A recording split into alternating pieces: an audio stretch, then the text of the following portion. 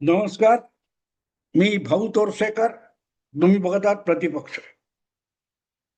मित्रांनो, काल परवा जे पंतप्रधान नरेंद्र मोदी यांनी सलग पंतप्रधान पदावर आरूढ होण्याची जी विक्रमी खेळी केली, आजपर्यंत देशाचे पहिले पंतप्रधान जवाहरलाल नेहरू हे सलग जितके दिवस देशाच्या पंतप्रधानपदी आरूढ झालेले होते 1952 पासून 64 पर्यंत, त्याची अगदी महिने वर्ष नव्हे तर दिवसामध्ये गणती केली तर ती काहीतरी 4398 दिवस अशी होती. पंतप्रधानपदी असताना नेहरूंचं निधन झालं, पण निवडून आलेले म्हणजे तसं बघायला गेलं तर आणखीन 5 वर्ष त्यात घालावी लागतील. पण त्या आधीच्या पहिल्या 5 वर्षामध्ये नेहरू हे देशाचे पंतप्रधान पदी असले तरी निवडून आलेले नव्हते. ब्रिटिशांनी सत्ता सोडली आणि काँग्रेसच्या हाती सरकार दिलं, सत्ता दिलं, देशाची फाळणी झाली. त्यानंतर जो प्रमुख बडा पक्ष होता, आंदोलनकारी पक्ष होता, त्याच्या हाती सत्ता आली.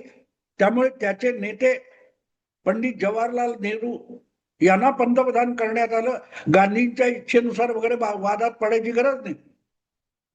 पण 47 पासून 52 पर्यंत म्हणजे घटना समिती म्हणून देशाचा कारभार चालवला जात होता आणि जे हंगामी सरकार होतं त्याचे पंतप्रधान जवाहरलाल नेहरू होते आणि उपपंतप्रधान वल्लभभाई पटेल होते. 50 साली घटना स्थापन झाली म्हणजे मंजूर झाली आणि 51 पासून जे काय घटनेनुसार कारभार सुरू झाला त्यानुसार ज्या निवडणुका झाल्या त्याला 1952च्या पहिल्या निवडणुका सार्वत्रिक निवडणुका म्हणतात. त्यामध्ये अर्थातच बाकी सगळे पक्ष आकाराला सुद्धा नव्हते, पाळण्यात होते किंवा रांगत होते. अशा वेळेला स्वातंत्र्य चळवळीचा वारसा असलेला काँग्रेस पक्ष हा प्रचंड बहुमताने लोकसभेत निवडून आला पहिल्या. कारण दुसरे पक्षच नव्हते. तरीही काही प्रमाणामध्ये जे स्थानिक पातळीवर किंवा 2-4 राज्यांमध्ये ज्यांचा प्रभाव होता किंवा देशाच्या कानाकोपऱ्यात पसरलेले समाजवादी किंवा कम्युनिस्ट अशा विचारांचे घटक होते, त्यांना मान्यता काँग्रेस. तर अशा रीतीने 52 साली जवाहरलाल नेहरू हे लोकांनी निवडलेले पंतप्रधान झाले आणि तेव्हापासून 64 पर्यंत त्यांनी जितके दिवस पंतप्रधानपद अबाधितपणे अतूटपणे उपभोगलं तेवढे दिवस सलग भोगण्याचा मान नरेंद्र मोदींना मिळाला. आणि म्हणून ते कौतुक चालू आहे. कौतुक जे चालू आहे त्याचं कारण ते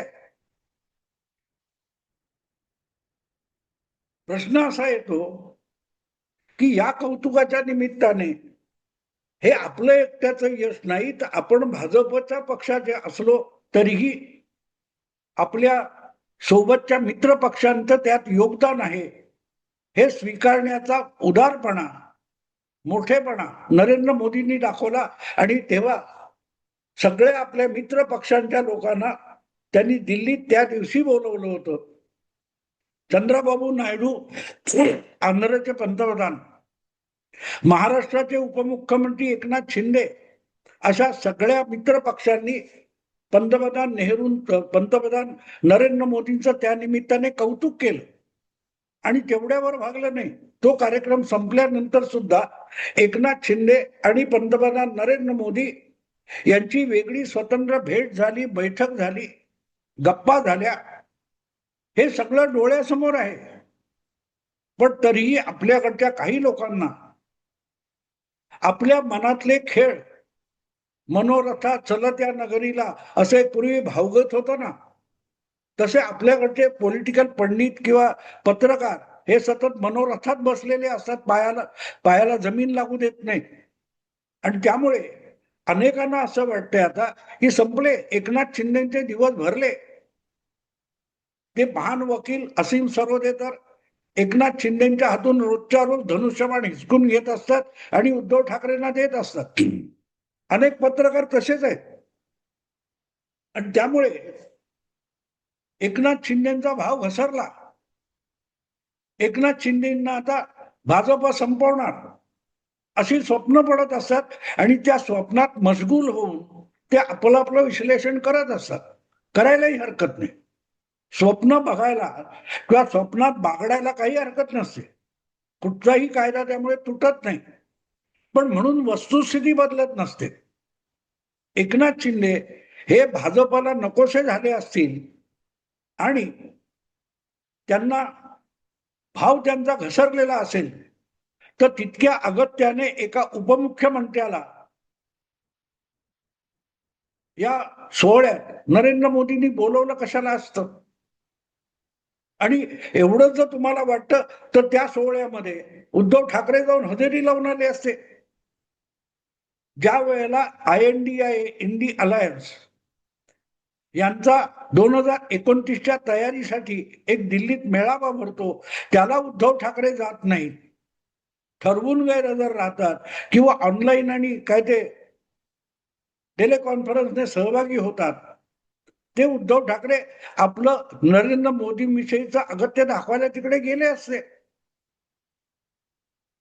ज्या वेळेला NDA तर्फे नरेंद्र मोदी पहिल्यांदा पंतप्रधान झाले 26 मे 2014, त्यावेळेला या NDAच्या सर्वोच्च नेत्याची निवड करण्यासाठी जी सेंट्रल हॉलमध्ये बैठक झाली त्याला उद्धव ठाकरे हजर होते. त्या प्रस्तावाला अनुमोदन देणारा भाषण हे उद्धव ठाकरेंनी केलं होतं. तेव्हा नरेंद्र मोदींच्या पंतप्रधान होण्यामध्ये 2019 पर्यंत तरी उद्धव ठाकरे यांचं कमी अधिक योगदान आहे. मग त्याचा उल्लेख व्हावा यासाठी उद्धव ठाकरे का गेले नाहीत. आणि उद्धव ठाकरेंना जर एकनाथ शिंदे यांचा भाव घसरवायचा आहे तर त्यांनी एक पाऊल पुढे टाकलं पाहिजे. पण असं काहीच झालं नाही. ना उद्धव ठाकरेंना त्या समारंभाचं आमंत्रण होतं, ना उद्धव ठाकरे स्वेच्छेने तिकडे गेले.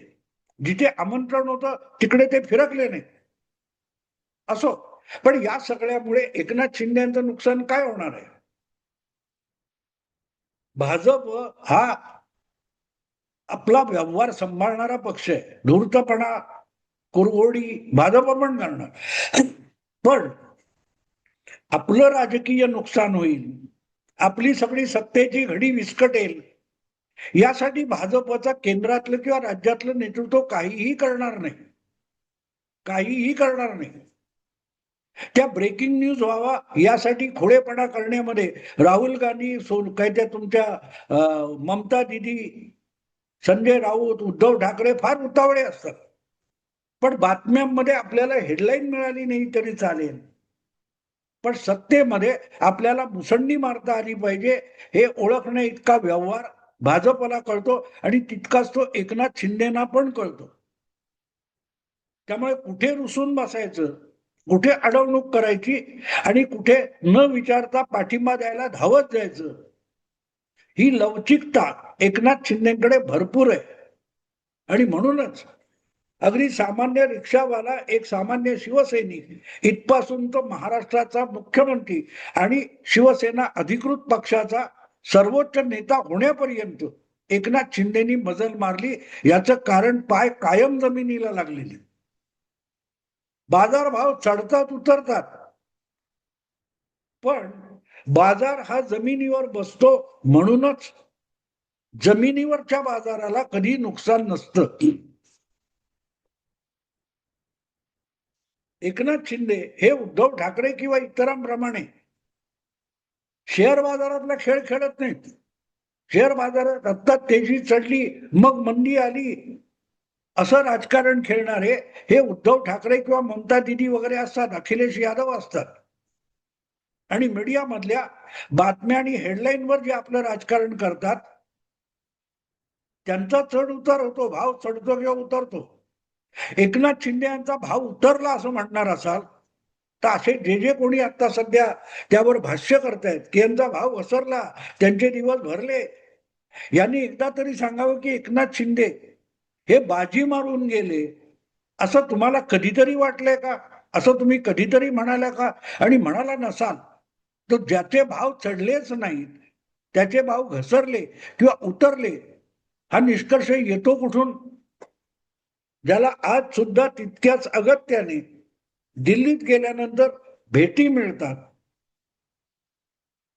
आणि उद्धव ठाकरेंना अगदी सत्तेत नसलेले राहुल गांधी सुद्धा आपला वेळ देत नाहीत किंवा आपल्या घराची पायरी चढू देत नाहीत. त्यांचे भाव तुम्ही आभाळाला नेऊन भिडवलेत म्हणून व्यवहारात ते शेअर कोणी विकत घेणार नाही. तेव्हा जमिनीवरचा बाजार आणि शेअर बाजार यामधला फरक लक्षात घेतला पाहिजे आणि तो लक्षात घेतला तर मग कळतं की एकनाथ शिंदे यांचा बाजार किंवा भाव हा उतरणं शक्य नाही. आपण सर्व्हाइव्ह कसं व्हायचं? आपल्याला उद्धव ठाकरे कधीही मुख्यमंत्री होऊ देणार नाहीत हे पहिल्या दिवसापासून एकनाथ शिंदेना माहिती होतं. नोव्हेंबर 2019 पासून. पण 2022 त्यांनी त्याच उद्धव ठाकरेंना ढकलून बाजूला केलं आणि मुख्यमंत्री पद मिळवलं. फक्त 40 आमदारांवर 56 आमदारांच्या बळावर आपण मुख्यमंत्री किती झालो आणि तो धडा आपल्याला शरद पवारांनी कसा शिकवला याचं कौतुक उद्धव ठाकरे सांगत होते एकेकाळी की कमी आमदारात मुख्यमंत्री पद कसं मिळवावं हे शरद पवारांनी शिकवलं. मग एकनाथ शिंदेना कोणी शिकवलं? अवघ्या 41 आमदारामध्ये एकनाथ शिंदेनी मुख्यमंत्री पद पडद्याला पाडून घेतलं 2.5 वर्ष.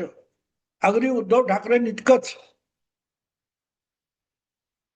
कारण व्यवहार आपली योग्य वेळ येईपर्यंत प्रतीक्षा करायची, संयम राखायचा आणि शिकार टप्प्यात आली की शिकार करायची. शिकार दिसली की गोळी झाडली अशी शिकार होत नाही. तो एकनाथ शिंदेचे दिवस भरले किंवा एकनाथ शिंदेचे भाव घसरले अशा बातम्या कितीही रंगवल्या गेल्या तर या रिक्षावाला हा त्या फटीतून जागा काढून घेऊन जाऊ शकतो. रिक्षावाला आणि मोठा ट्रकवाला याच्यामध्ये फरक आहे. चिंचोळ्या जागेतून ट्रक किंवा बस निघू शकत नाही, मोठी गाडी एसयूव्ही निघू शकत नाही.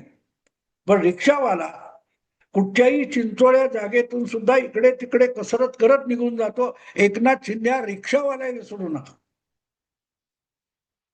त्यामुळे त्याचे दिवस भरले, त्याचा भाव घसरला असल्या बातम्या भरपूर रंगवा, काही बिघडत नाही. एकनाथ शिंदेच्या अंगावर त्यातून एकही ओरखडा सुद्धा उठणार नाही. आणि भाजपला सुद्धा माहितीये की भविष्यातलं राजकारण उद्धव ठाकरे यांच्या बेभरोशी पद्धतीने होऊ शकणार नाही.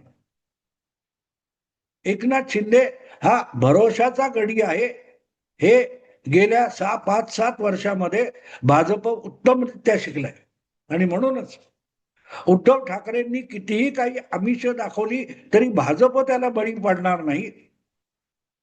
आणि संकट समयी मदतीला आलेल्या एकनाथ शिंदेना भाजप वाऱ्यावर सोडणार नाही. वाऱ्यावर सोडणार नाही याचा अर्थ आपलं सगळं भाजप एकनाथ शिंदेना देऊन टाकेल असंही नाही होत. मित्राला सांभाळून घेणं म्हणजे आपलं सर्वस्व मित्रालाच देऊन टाकणं होत नाही. ह्याची ज्यांना अक्कल नाही त्यांना वाटतं की एकनाथ शिंदे घसरले, उद्धव ठाकरे जाणार, हे सगळ्या खुळ्या गोष्टी असतात. तेव्हा एकनाथ शिंदेचे दिवस भरले किंवा फिरले असं बोलत राहा तुम्ही, त्यांनी काही होत नाही. एकनाथ शिंदे पण ते एन्जॉय करतात हे त्यांनी मला स्वतः सांगितलेलं आहे की असल्या बातम्या मलाही गमतीशीर आवडतात. असो, मी आता थांबतो. आवडलं तर लाईक करा, शेअर करा आणि प्रतिपक्षाला सबस्क्राईब करा. नमस्कार.